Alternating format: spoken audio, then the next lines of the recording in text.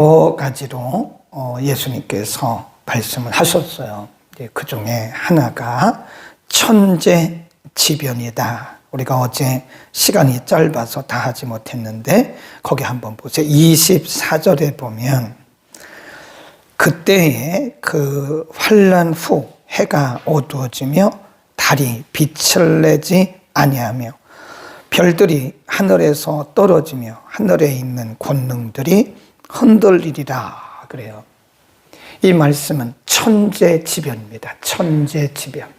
기후변화를 넘어선 천재지변. 그러니까 예수님이 이 땅에 오시기 전에 이 지구촌에 어마어마한 천재지변이 일어나요. 그러니까 하늘과 땅이 바뀌는 듯한 그 천재지변에 대해서 어제 본문에서 19절에 보면 천지를 창조하신 때부터 지금까지 이런 환난이 없었고 후에도 없을 것이다. 그래서 우리가 뭐라고 그래요? 대환난.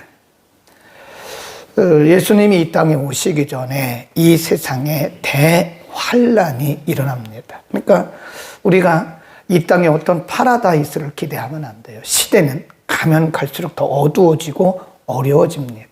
사람 살기가 훨씬 더 어려워져요. 굉장히 어려운 환난들이 일어나게 된다.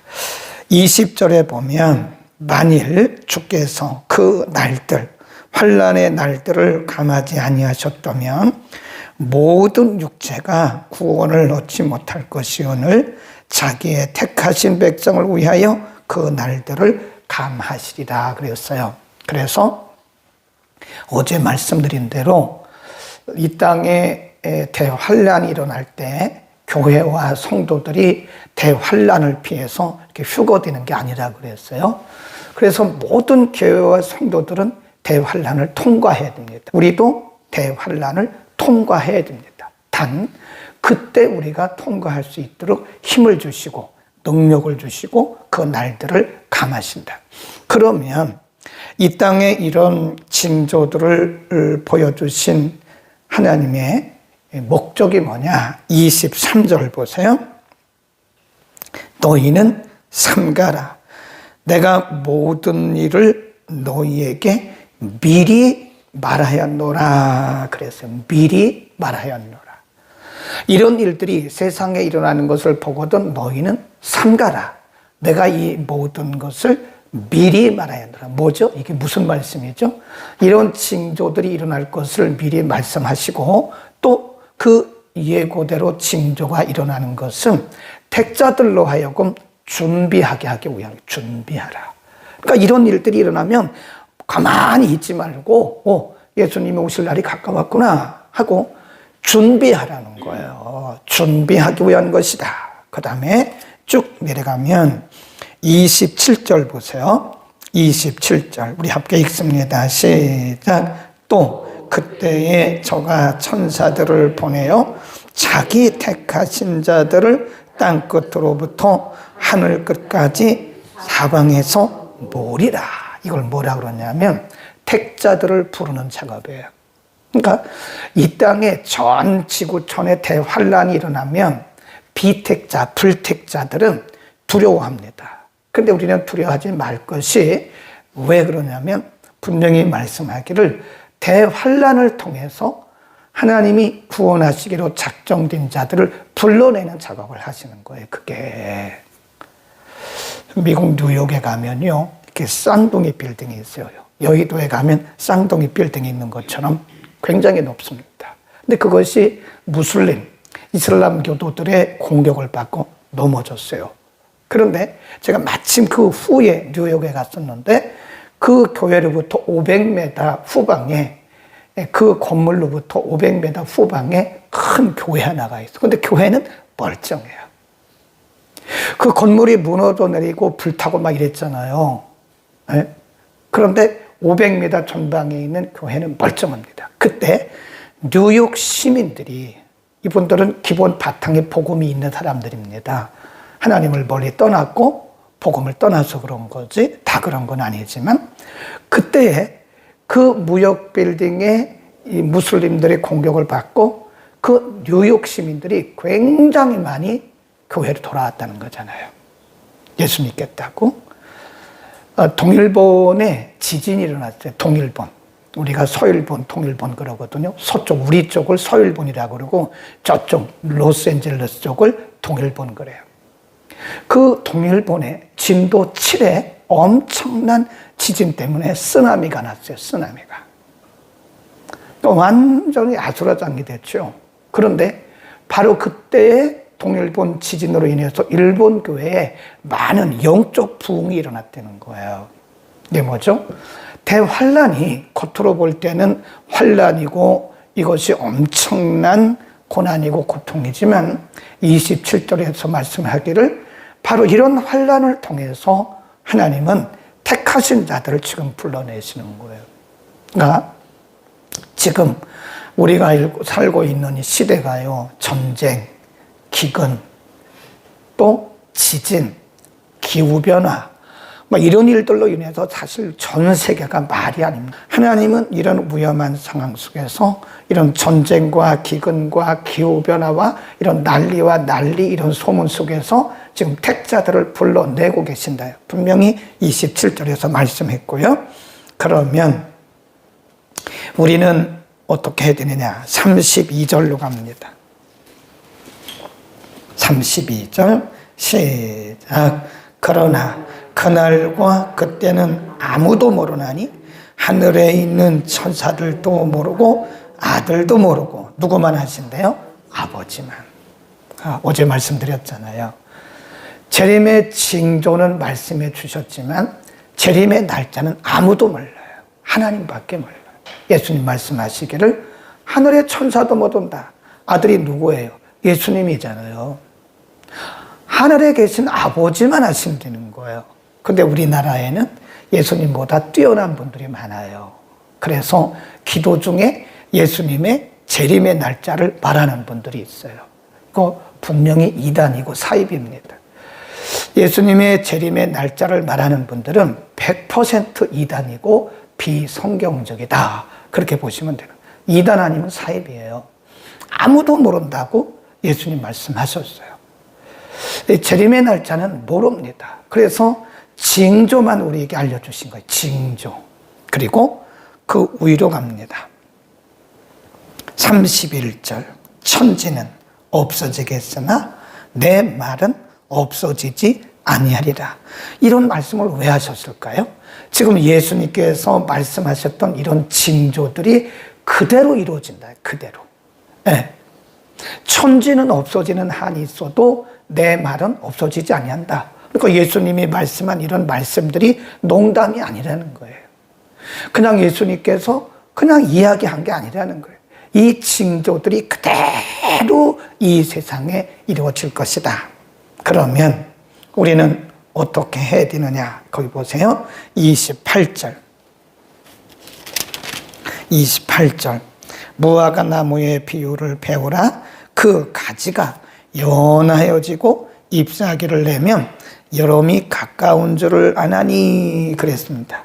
이와 같이 너희도 이런 징조들이 나타나면 인자가 곧 문 앞에 이런 줄 알라. 지금이 그런 시기 아닙니까? 지금 보면 겨울 내내 모든 나무들이 아주 꽁꽁 언 상태에서 메말라 있었잖아요. 근데 요즘 이렇게 보면요. 네, 이렇게 버들강아지도 이렇게 피어나요. 이렇게 들에 보면 파릇파릇합니다. 아직 다 올라오지는 않았는데 이 들판이 파래요. 물이 촉촉하고 파래집니다. 봄이 왔네?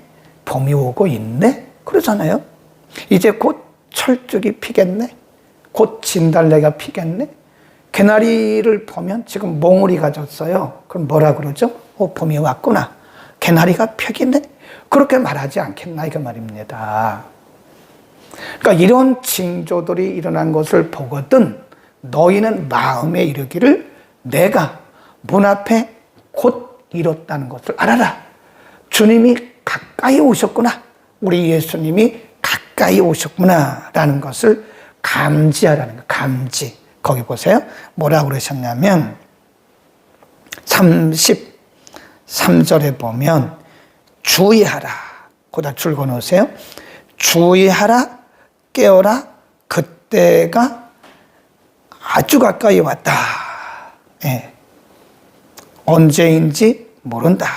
가까이는 왔지만 그때가 언제인지 알지 못한다. 여기 보면 주의하라 이 말이 무슨 얘기냐면요. 원래 원문에 보면 보라 그 말입니다. 보라, 쳐다봐라, 쳐다봐라. 그 말은 뭐죠? 감지하라, 감지. 인간에게는 하나님께서 주신 영적 감각이 있습니다. 그래서 감지를 해요. 우리가 이렇게 말을 하지 않아도 이게 마음과 마음이 비춥니다. 그래서 우리의 영적 레이더에 딱 잡혀요. 사람의 마음을 우리가 다 꿰뚫어 볼 수는 없죠. 만일 여러분이 사람의 마음을 꿰뚫어 보면 굉장히 신통한 거죠. 근데 그런 사람은 없습니다. 영적 감각으로, 영적 레이더로 우리가 감지를 하는 거예요. 아, 봄이 왔네. 여름이 오고 있네. 아, 이제 곧 가을이 오겠네. 추워지는 걸 보니까 이제 겨울이네. 이런 감각이 있잖아요. 감각. 에? 이런 레이더로 우리가 감지를 하듯이 이런 징조들이 나타나는 것을 보거든 인자가 곧 문 앞에 이른 줄을 알아라. 그때가 언젠지 모르지만 그때가 임박한 줄 알아라. 그러면서 뒤에 뭐라 그랬어요? 깨어라. 깨어라. 오늘 본문에 깨어라는 말씀이 3번 나옵니다. 또 보세요. 33절에 주의하라 그 말은 감지하라, 깨어라. 그때가 언제인지 알지 못함이라. 35 그러므로 깨어 있으라. 그래, 깨어 있으라. 이거는 현재 분사형입니다. 현재 분사형. 우리가 문법적으로 말하면 깨어있는 상태. 그러니까 조금 어려운 문법 설명을 하면요. 우리가 현재 진행이란 말은 어느 시점에서 시작해서 계속 진행되는 것을 진행형 그럽니다. 그렇죠? ing. 근데 헬라어 문법에서 분사형이란 말은요.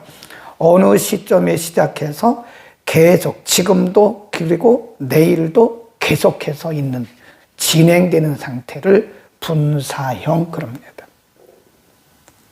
어느 시점에 시작은 했는데 지금 멈춰 있어요. 그건 아니에요. 어느 시점에 시작해서 지속적으로 깨어있는 것을 그거를 분사형이라고 합니다. 주의하라, 감지하라, 깨어있어라. 한시도 잠자지 말고 지속적으로 깨어있어라. 그런 얘기입니다. 그러니까 우리가 신앙생활을 이 마지막 시대는요. 너무 막 급히 할 거 없어요. 급히 하면 지쳐요. 그러니까 꾸준히 가는 거예요. 막 어디 가서 은혜 받아가지고 막 불러 하잖아요. 그거 얼마 못 갑니다. 아무리 불러 해도요. 제가 경험상 보면 그게 오래 못 가요.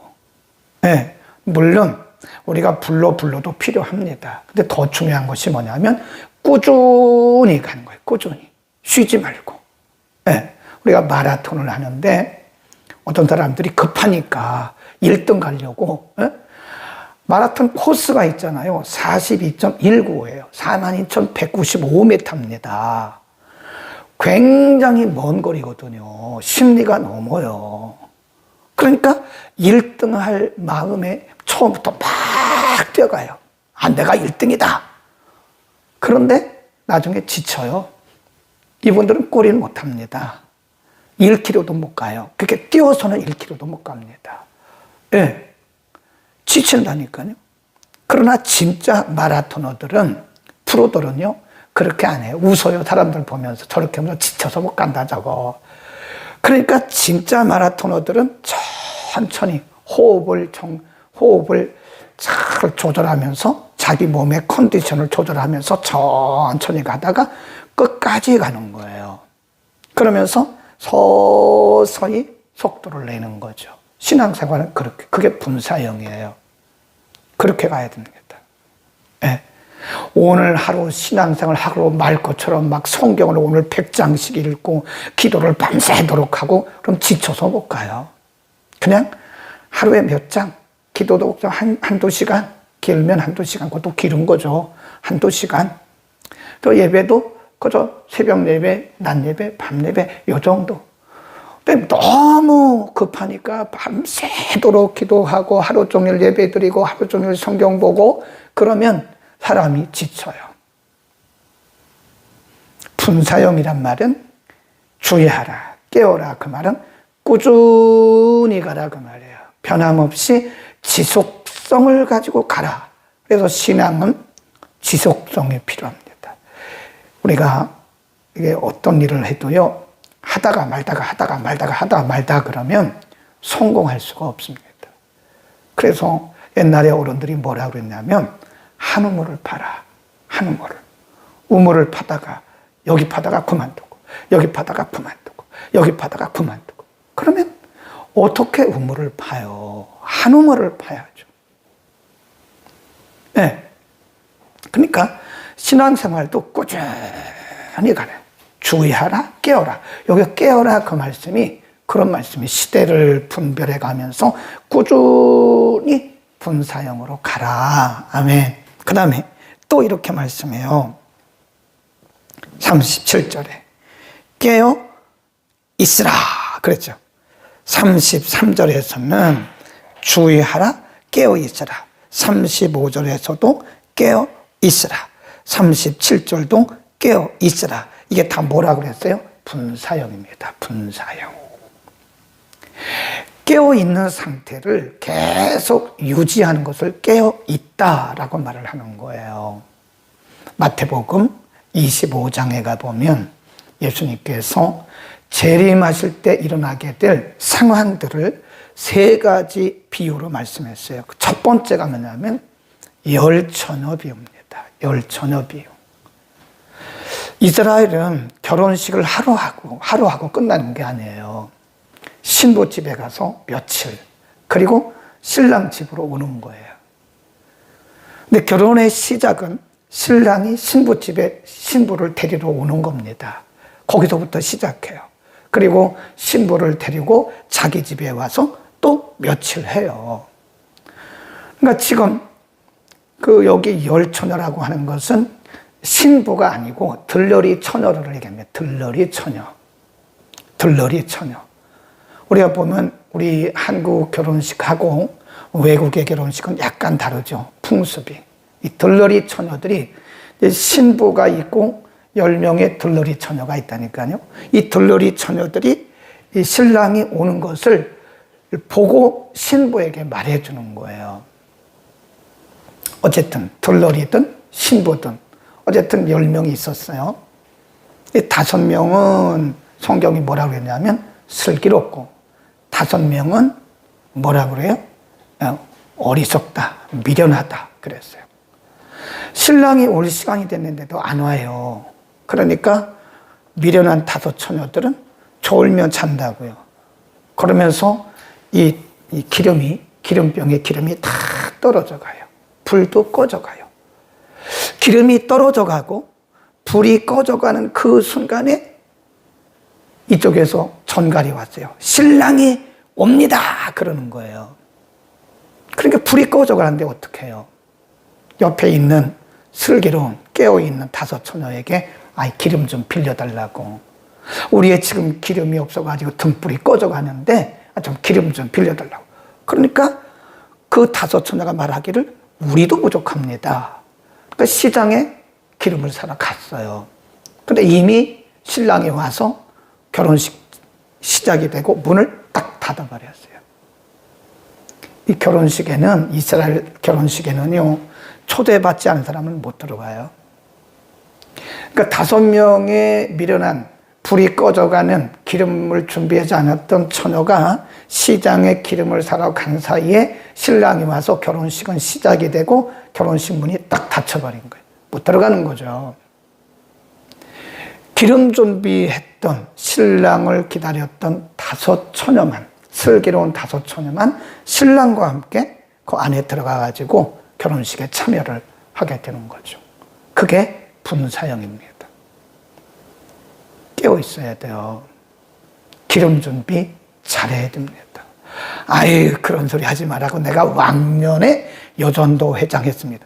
아무런 의미 없어요, 그거요. 지금 기름이 없어 불 다 꺼졌는데 무슨 의미가 있어요?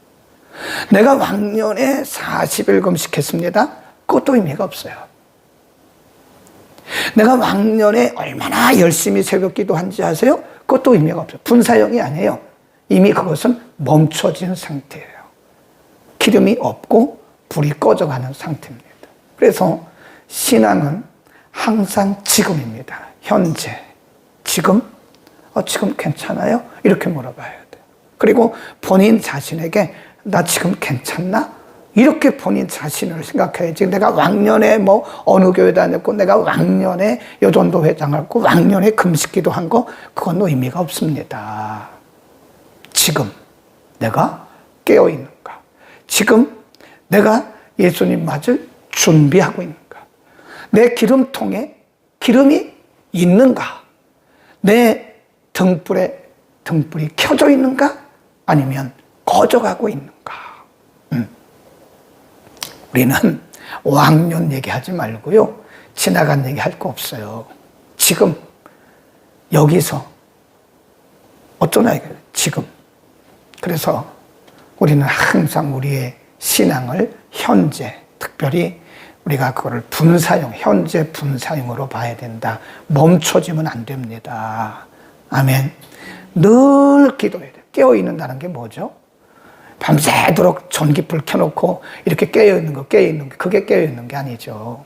영적으로 깨어있는 거예요. 기도하고, 말씀 묵상하고, 예배드리고, 섬기고, 우리의 초점을, 우리의 시선을 우리 하나님께 두는 거예요. 언제 예수님이 오실지라도 우리는 그분을 맞이할 수 있도록 예수님의 재림을 기다리면서 신부단장해야 되는 거예요. 언제 주님 오실지 모르기 때문에 신부단장해야 됩니다.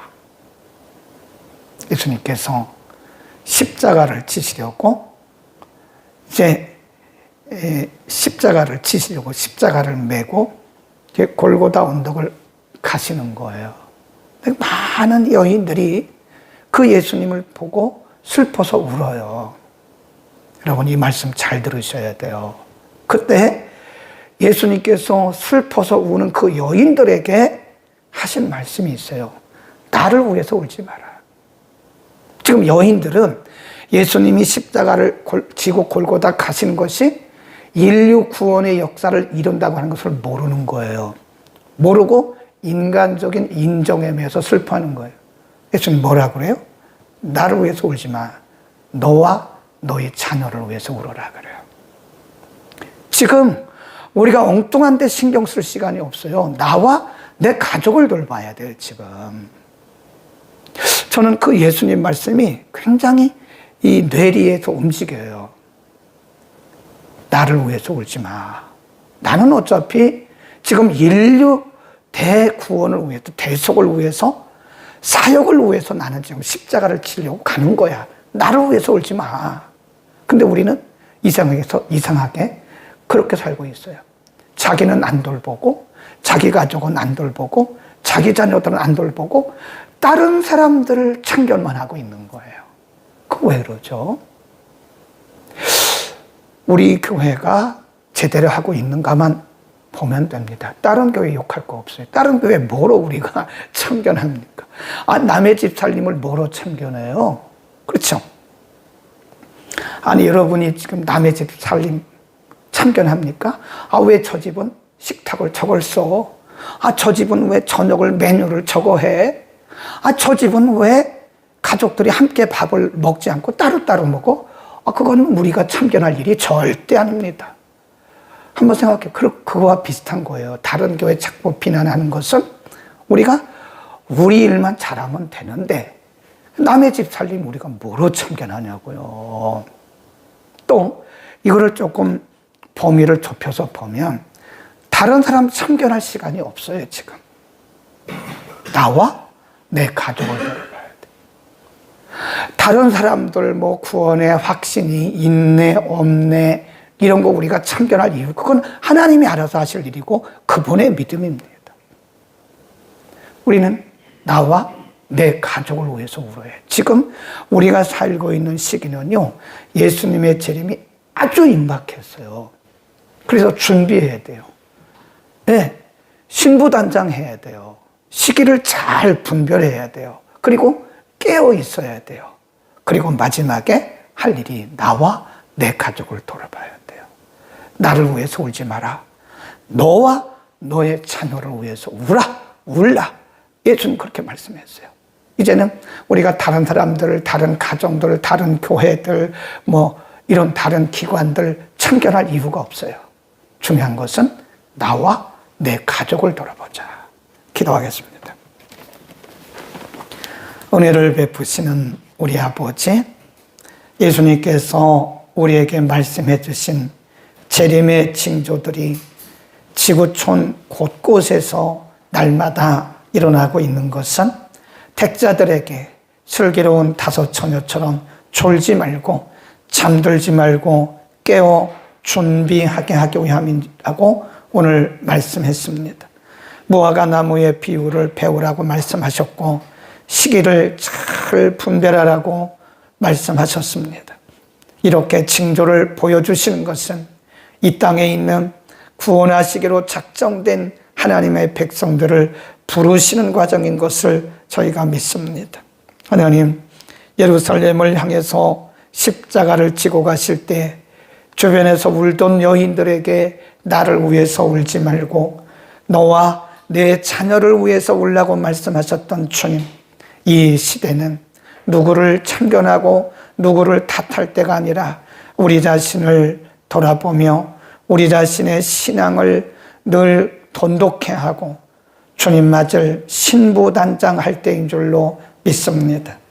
다섯 처녀처럼, 미련한 다섯 처녀처럼 졸고 있다가 우리 주님 오실 때 당황하지 않도록 슬기로운 다섯 처녀처럼 기름 준비하고 등불 준비하고 늘 영적으로 깨어있어 주님 맞을 준비하게 하옵소서. 우리 주님 언제 오실지라도 우리가 당황하지 않게 하시고 지혜로운 슬기로운 다섯 처녀처럼 기쁨으로 주님 맞이할 수 있게 하옵소서. 우리 사랑하는 성도들, 우리 모든 권속들 기도로 깨어있게 하시고 말씀으로 깨어있게 하시고 예배로 깨어있게 하소서. 우리 가운데, 우리 권속들 가운데 주님 오신 그날에 방황하고 당황하고 놀라는 일이 없도록 하나님 은혜를 덧입혀 주옵소서. 예수 그리스도의 이름으로 기도드립니다. 아멘.